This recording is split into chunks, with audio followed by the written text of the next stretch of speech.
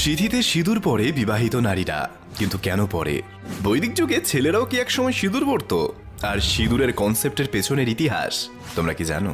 আমি বলছি।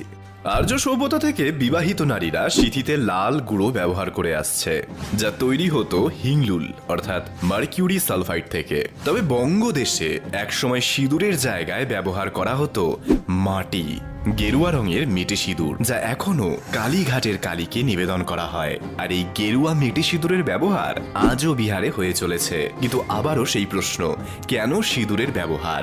বৈদিক যুগে সিঁদুর ছিল উর্বরতার একটি প্রতীক মাত্র। এর সাথে বৈবাহিক সম্পর্কের কোনো যোগসূত্র ছিল না। সহজ কথায় বলতে গেলে বৈদিক যুগে সিঁদুর কোনো নারী ব্যবহার করতো না।